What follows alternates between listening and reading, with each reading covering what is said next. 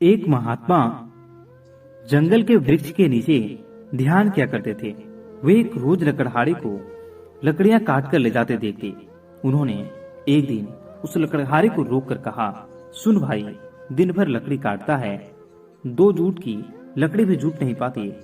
तू जरा आगे क्यों नहीं जाता? वहां आगे चंदन के वृक्षों का जंगल है। एक दिन काट लेगा तो 7 दिनों के खाने की व्यवस्था हो जाएगी। गरीब लकड़हारे को विश्वास नहीं हुआ, क्योंकि वह तो सोचता था कि जितना वह जंगल को जानता है और कौन जान सकता है।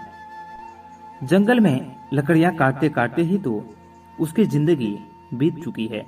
यह साधु यहाँ पर बैठा रहता है, इस वृक्ष के नीचे। इसको क्या खाक पता होगा कि जंगल में आगे क्या है? मांगने का मन तो ना हुआ, लेकिन फिर सोचा कि नुकसान ही क्या है, कौन जाने ठीक ही कहता हूं। फिर झूठ कहेगा भी क्यों? संत आदमी मालूम पड़ता है, मस्त आदमी मालूम पड़ता है, कभी बोला भी नहीं इसके पहले। तो एक बार प्रयोग करके देखने में क्या जाता है। साधु की बातों को विश्वास करके वह आगे गया। जब वहां पर लौटा तो साधु के चरणों में सिर रख दिया और कहा, मुझे क्षमा करना, मेरे मन में बहुत सारे संदेह आए थे, क्योंकि मैं सोचता था कि मुझसे ज्यादा इस जंगल के बारे में और कौन जान सकता है। मेरा बाप भी लकड़हारा था, उसका बाप भी लकड़हारा था। हम यही के चलाओ लकड़े को काटकर जिंदगी बिताते रहे। कभी यही नहीं सोचा कि इससे भी आगे शायद कोई इससे भी अच्छा हो सकता है। मैं भी कैसा अभागा हूं, काश पहले पता चल जाता तो आधी जिंदगी गरीबी में न गुजारनी पड़ती। साधु ने कहा, कोई फिक्र ना करो, जब पता चले तभी जल्दी है, जब जागो तभी सवेरा है। अब जाओ और जाकर चंदन की लकड़ियों को काटो। अब उस लकड़हारे के दिन बड़े मजे में गुजरने लगे। एक दिन लकड़ियां काट लेता, 7-8 दिन जंगल आने की जरूरत ही ना पड़ती। बाजार में उनकी कीमती मिल जाती। ऐसे ही दिन गुजरने लगे। लकड़हारा हफ्ते में एक दिन आता, चंदन की लकड़ियों को काटता और जाकर उन्हें बाजार में बेच देता। अब एक दिन जब वो लकड़हारा लकड़ियों को काटने जा रहा था तो उस साधु ने उसे रोककर कहा, तुम जब से चंदन की लकड़ियां ही काट रहे हो, आगे नहीं गए?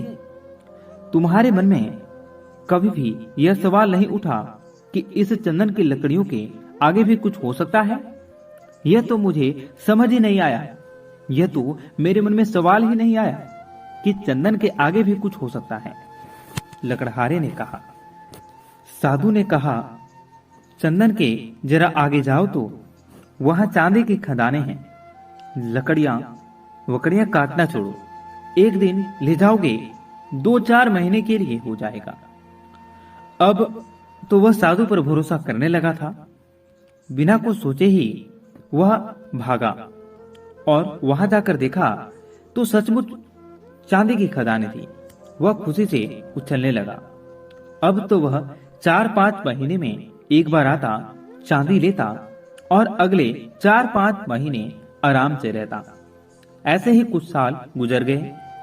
एक दिन जब वो चांदी लेने जंगल जा रहा था तो वह साधु उसे फिर उसी पेड़ के नीचे बैठा मिला। उस साधु ने लकड़हारे से कहा, अभी भी तुम चांदी ही ला रहे हो? थोड़ा और आगे जाओ, वहां सोने की खदानें हैं। जब वह लकड़हारा चांदी की खदानों से कुछ मील आगे गया तो देखा कि वहां सचमुच सोने की खदानें थी। इतना सोना जो उसकी पूरी जिंदगी को बदल सकता था।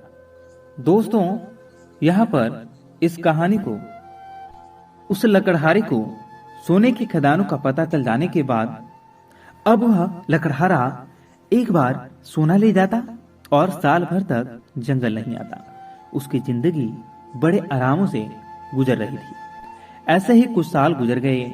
सालों बाद जब एक दिन वह लकड़हारा जंगल में सोने की खदानों की तरफ जा रहा था तो उसे फिर वह ध्यानी मूंग मिला जो कि एक पेड़ के नीचे बैठकर ध्यान कर रहा था। जब उस ध्यानी मूंग ने लकड़हारे को सोने की खानों की ओर जाते देखा तो वह बोल पड़ा, तुम कभी जागोगे कि नहीं कि मुझे ही तुम्हें हर बार जगाना पड़ेगा? तुझे खुश अपनी तरफ से सवाल नहीं उठते, मन में जिज्ञासा नहीं उठती कि आगे जाकर देख लूं और क्या है? लकड़हारे ने कहा, मैं भी मंद बुद्धि, मुझे यह सवाल ही नहीं आया। मैं तो समझा कि सोने से बड़ा और क्या हो सकता है, बस यही आखिरी चीज रही होगी। साधु ने फिर कहा, अरे भोले इंसान, सोने की खानों के आगे जा, तुझे वहां हीरे की खदानें भी मिलेगी। जब वो लकड़हारा जाकर देखता है तो उसे अपनी आंखों पर भरोसा नहीं होता है। वहां सचमुच हीरे की खदानें थी। अब तो लकड़हारा एक बार हीरे ले जाता और कई सालों बाद वापस जंगल में आता। समय के साथ साथ वह लकड़हारा बूढ़ा हो गया। एक दिन जब वो हीरे लेकर जंगल से वापस आ रहा था तो उसी पेड़ के नीचे उसे फिर